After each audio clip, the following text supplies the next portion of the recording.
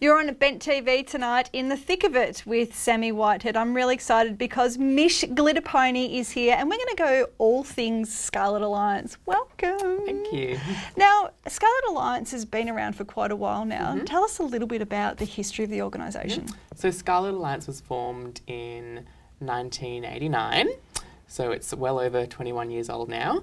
So it started off as the national forum for all the different sex worker organisations that were scattered around Australia to come together and discuss national issues and also to share information and, you know, to really press decriminalisation and law reform through a national organisation.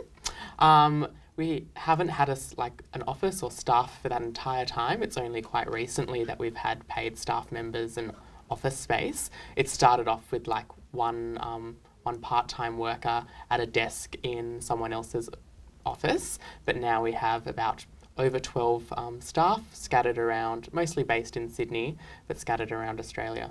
And I suppose it's one of the things when a lot of people think about sex workers is, and we've seen over the years, is a lot of people think that it's a lonely and closeted type occupation.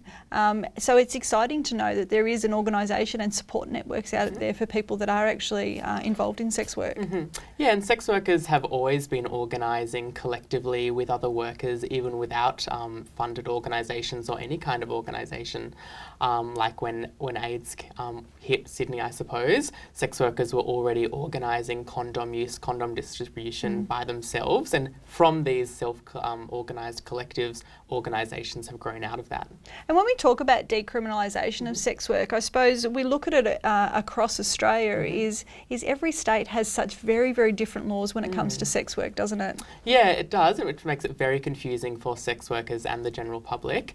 So we range from decriminalisation in New South Wales to licensing and regulatory models in Queensland and Victoria, right through to criminalisation in South Australia, and the other states are somewhere in that mix. So basing, you know, with us in Bent TV being based in Victoria, we look at, you know, I suppose the big issue for sex workers in Victoria is, I suppose, the decriminalisation around street-based sex work. I suppose that's a little bit of our last bastion here in Victoria, isn't it? Yeah, well, there are a number of regulations in Victoria that aren't so great. I suppose one of the main things for me would be the mandatory testing that happens in Victoria, where every sex worker has to have a certificate that says they've been tested in the past 3 months, and really that's not based on any kind of evidence that this mandatory testing regime improves rates of STIs or HIV. When comparing it with New South Wales, which has no mandatory testing, there's no benefit to implement that model, and it's actually quite stigmatatory and discriminatory.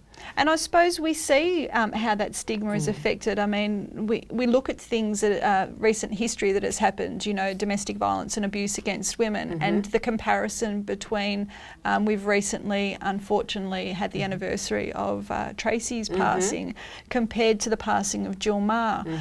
And the public outcry and the demonstrations and everything have been so vastly different here in Victoria. Yeah, well, any kind of regulatory model that says sex workers are less than or need to be controlled or can't be trusted, basically, will devalue sex workers as human beings, and so people's compassion is less.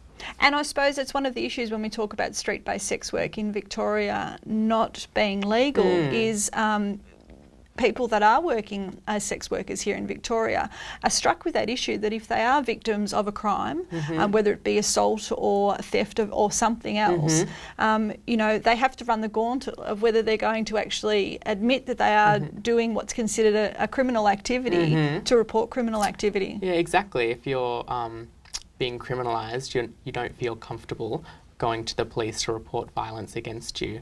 And it's also the issue of police as regulators of sex work that has never had a a good impact on sex workers. Now, we've seen a great representation of the Scarlet Alliance at the AIDS 2014 conference. And one of the first things that you noticed when we walked into the conference was all of the red umbrellas hanging off the ceiling. So tell us a little bit about the great history of the red umbrella with the...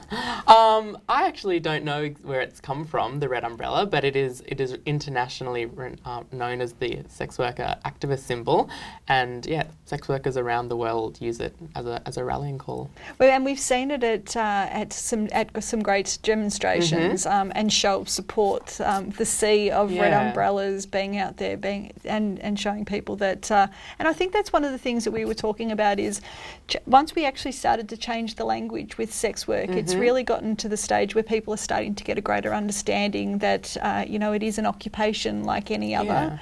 And when we talk about the criminalisation of sex work, that the realisation that, for example, a hairdresser in Melbourne working out of their apartment is considered to be a legal business, but a similar thing with a sex worker is considered illegal.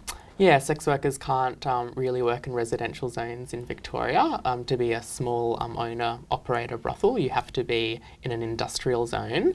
And so really independent sex workers only have the choice of doing outcalls, but they still need to register with the business licensing authority, which, registration of sex workers, again, is a massive invasion of privacy, and who has access to that list, and not being able to get off that list ever is a massive issue for a lot of people. It's almost a little bit like it's this big brother is watching and trying to have some sort of control over an industry which has actually been around much longer than the laws that have been brought in to stigmatise it. Yeah, well, like most of the laws started off in a place from regulation control of sex workers and sex workers' bodies, and we can analyse that through a feminist lens and being like the regulation of women's bodies generally.